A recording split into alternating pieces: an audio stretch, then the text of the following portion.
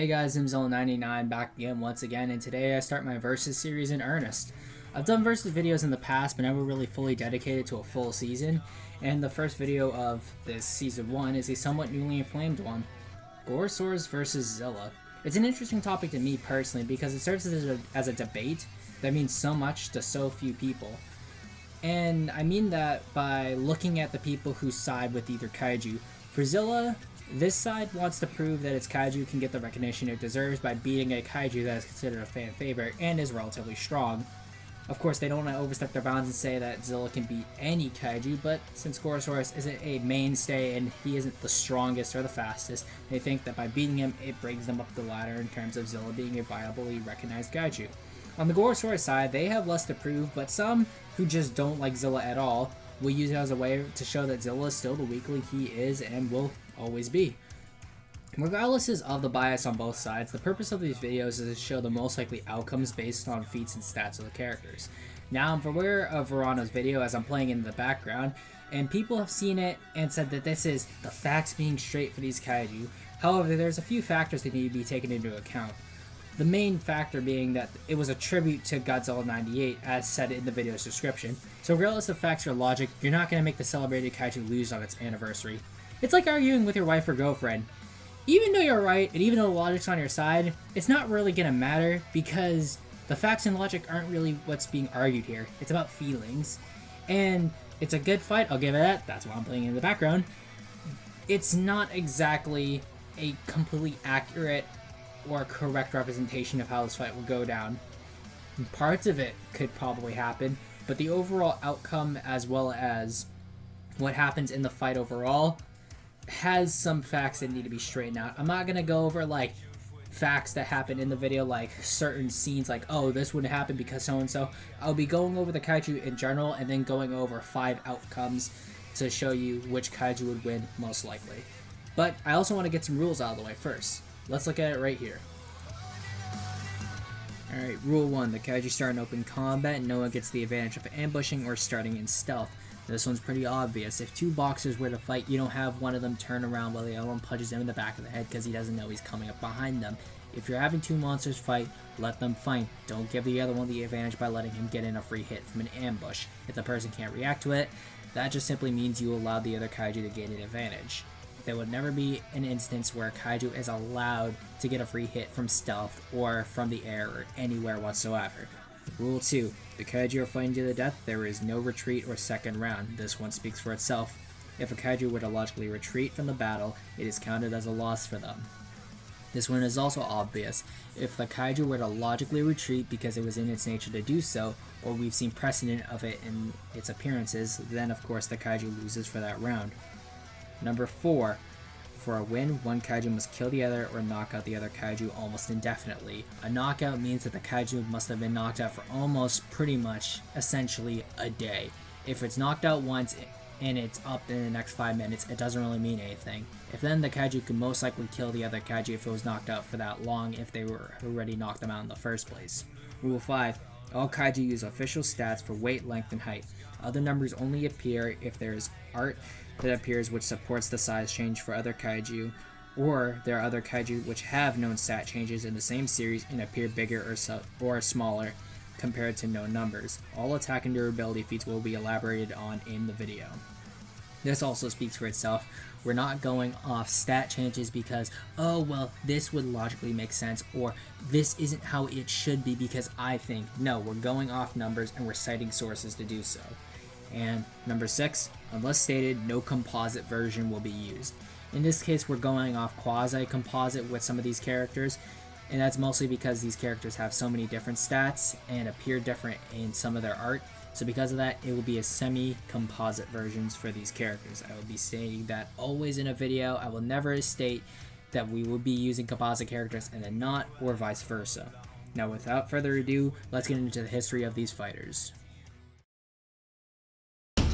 Gorosaurus is a large descendant of Allosaurus that lived on Mondo Island. He first appeared in King Kong Escapes and later in Destroy All Monsters. In his first appearance, he fought against King Kong and was later defeated, while on the Showa Godzilla timeline, he was an Earth monster living on Monster Island. He would attack Paris, however, the mind control set up by the Keylocks would be broken by the Earthlings, after which he and Godzilla and the other Earth's monsters would attack the Keloq's base and would fight King Ghidorah. After Ghidorah's defeat, Gorosaurus and the other kaiju returned to Monster Island. In Godzilla Rulers of Earth, however, he was a monster head that had lived on the planet during ancient times and had lived there for millions of years. He was associated with the Earth element. In present times, he was reawakened, and he would help Godzilla and the other kaiju fight off against the Trilopod menace, after which he and the other monsters will return to Monster Island. Now, Zilla and Godzilla 1998 are an interesting monster, as the character is essentially two different kaiju to a degree. Godzilla 1998 first appeared in the American Godzilla film from 1998, and a year after TriStar no longer possessed the rights to make or distribute Godzilla films, director Ryuhei Kitamura asked to have Godzilla 98 appear in his film Godzilla Final Wars. Now in a movie with the original Godzilla, the creature was rebranded, given the new name of Zilla.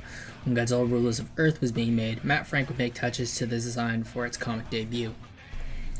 In 1968, after the French Polynesian nuclear test, a marine iguana was mutated and began a trek across the Pacific and reaching the eastern American seaboard, where it would make landfall in Jamaica and later in New York. The creature, now known as Godzilla, would be a nuisance to the United States military, evading destruction and laying eggs in Madison Square Garden. The military was able to destroy the nest and later on kill the adult monster. The two different Toho continuities, the events in New York are alluded to when looking at the monster Zilla, who in 2004, in the Final Wars continuity, attacked Sydney under the command of the Exilians. After the release of Godzilla from the South Pole, Zilla was redeployed to Sydney, where he would die at the hands of the King of the Monsters. In the Rulers of Earth universe, with the exception of Godzilla and the space monsters, Zilla, like the other kaiju, has lived on the planet for centuries and associated with the water element. He would appear in Battle Godzilla, but was lucky to escape. He would later appear near the end of the series to help Godzilla and the others battle the Trilopods.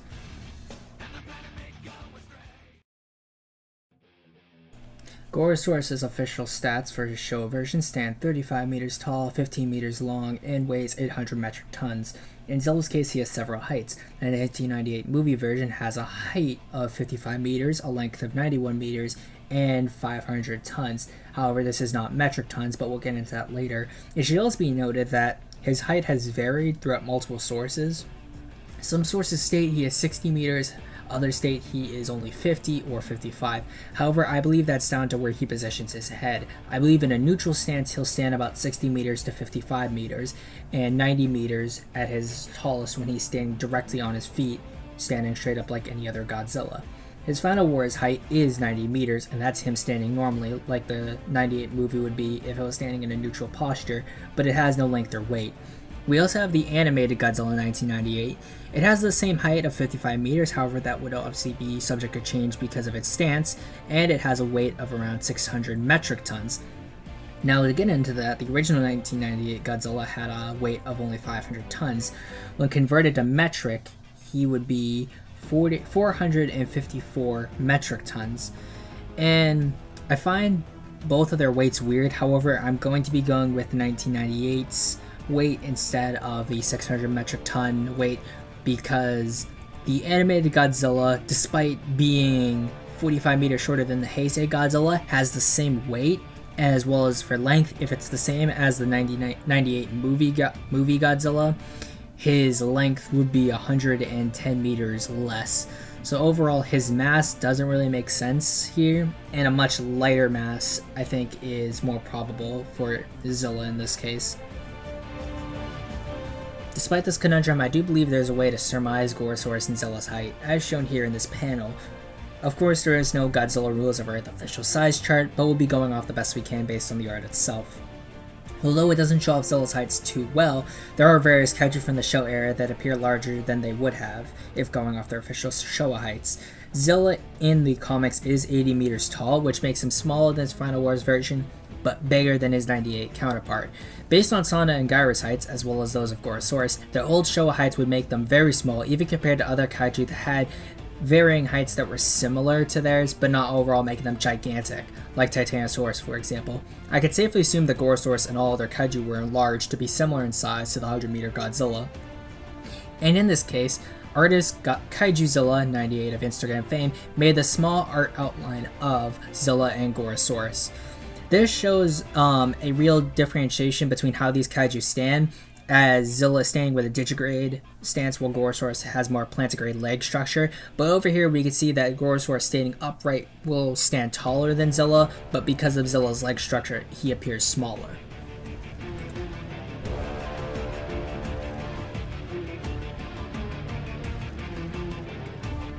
Looking at these two kaiju again, you can see a lot of physical attributes that will contribute to their fighting style. Both have strong jaws which they can use to rip and tear at the limbs of kaiju. Although Zilla possesses a more box-like and robust head, Gorosaurus has a larger proportioned head, and based on its shape, the muscles near the back of its head would appear to be stronger. However, in the arms department, Zilla would have the upper hand. Zilla's arms are way more developed and are pronated. Having 5 digits on his hands, he is able to grip and hold an opponent. However, he is more keen to be slashing and clawing with them than grabbing anything. Gorosaurus' main advantage is his tail, which he can use to trip opponents. However, he'll most likely use the kangaroo kick, which, putting all the numbers into a force equation, has him performing a force of about 120 million newtons. And this is easily able to knock over kaiju with a 22,000 metric ton advantage in the form of King Ghidorah, and this is using Gorosaurus' Showa stats that I mentioned before. Of course, a Gorosaurus in this case would be much bigger by compensating. In the case of Zilla, when running at his top speed of 500 miles per hour, he's able to perform a similar feat, but he also needs to run up to that speed, which he isn't going to be able to get right off the bat. And Gorosaurus, using his kick, is performing the same amount of force in a much shorter distance. And now I want to get on to Zilla's attributes. The Zilla in this case possesses a power breath as shown in both the 98 film and in Final Wars. However, the power breath won't really do too much in the equation as Gorosaurus has tanked stronger beams in the form of King Ghidorah's gravity beams, but it's Zilla's speed that makes him a dangerous foe. Of course, Zilla is able to run at 500 miles per hour, that being his highest estimated speed, but it's still not the fastest thing in the world, and I'll explain why. Now, Zilla having a travel speed of 500 miles per hour is impressive, but as a combat speed or reaction speed, it's really nothing to be all that proud about. Of course, however, there are other kaiju that may be slower than Zilla, but there is a good amount of kaiju that are faster than him by a long shot. Now, Zilla at 500 miles per hour isn't even reaching Mach 1, Mach 1 being 767.269 miles per hour. And here's a list of kaiju that all outspeed Zilla, just based on raw speed alone. Rodan, Showa, Heisei, Millennium having a speed between Mach 1.5 and 3, all versions of Mothra having a speed of Mach 3, King Ghidorah, Showa, Heisei, and Millennium, Mach 3, Varan at Mach 1.5, Jaguar, Mach 3.5, Hedorah, Mach 1, Gigan, Showa, Mach 3, and Millennium, Mach 3, and the original having a space travel speed of Mach 400, Megalon speed of Mach 3, Showa Mechagodzilla Mach 5, Heisei Mechagodzilla Mach 1, Space Godzilla Mach 3, Batra Mach 3, Mecha King Ghidorah Mach 4, and Mega Gyarus Mach 4. All of these kaiju, many of which stay in the air constantly, have a combined reaction and travel speed, and a lot of these kaiju are way faster than Zilla and are much durable, which is another issue with Zilla, is that his speed is compensating for his lack of durability. If he's going to take some hits, he's going to be going down and going down really hard. Gorosaurus was also shown to even be able to get knocked over by Mega Gyarus, but then outright turn around and kick her and knock her out of the air. This is an extremely impressive feat, seeing as Gorosaurus isn't viewed as an extremely fast kaiju, but from getting up from this position, turning around and kicking a monster that is usually going around Mach 4 for travel speed and attack speed, and even if going slower, is still way faster than anything Zilla is able to output. Of course, in Rulers of Earth, both were able to take similar amounts of damage, but I think the linchpin of this argument comes in Godzilla 98, the animated series. The smoking gun argument comes in the episode The Twister of the animated series, in which Godzilla is put up against the Shrewster, a far smaller and slower kaiju. It's slower because we know that the Twister form of the Shrewster is its fastest speed. Looking at how much damage the Twister does, it isn't able to destroy any large buildings within the city, but was able to knock around some smaller buildings while it was at the beach. Because of this, we can tell by the advantage of Fuji's scale that it's either an EF3 at most, or an EF2 at least. As in EF2, its wind speeds would be around 111 to 135 miles per hour, with its most on an EF3 being 136 to 165 miles per hour. In the battle with the Twister form of the Schuster, Godzilla gets hit in the head with a fishing boat. Based on its size and relative shape, I can most likely guess it would be around 1,700 pounds, this being based off of most average fishing boats that size and shape.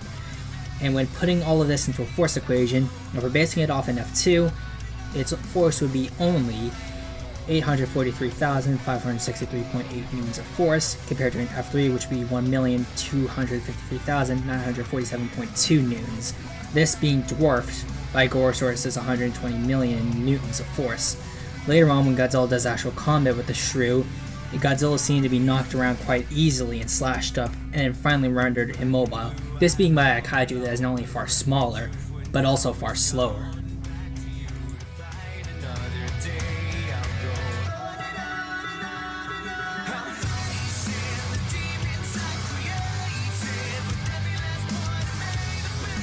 The most likely scenarios I see going is if Gorosaurus and Zilla engage in a city. Gorosaurus, being smaller, won't be as constrained by the buildings around them. Zilla would have to start charging through the streets itself to get to Gorosaurus, or be smashing through buildings, which would cut its durability as it has to actually use force to get through these buildings itself.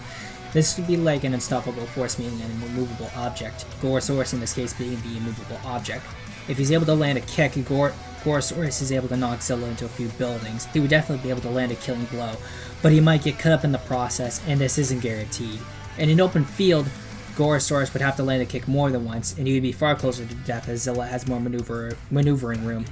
However, once again going back to the city example, Zilla might be able to dig if he's able to, but most likely he won't be able to land too many hard hits on Gorosaurus if under the ground. He may be able to bite at the legs or anything, but nothing that would secure a kill for him. The big scenario I see Zilla winning is if he's able to cut him up enough if he's in an open field, and possibly use his breath if there's an available gas or any kind of fumes that Zilla would be able to use to light up his breath, as Zilla needs these gases to be able to use that breath in the first place. If that's the case, Gorosaurus might fall, but it would take a long time, and Zilla would be heavily damaged in the process. But I do see this going a 3-2 win, and by my analysis, I would give Gorosaurus, the subterranean primeval fierce dinosaur, the victory.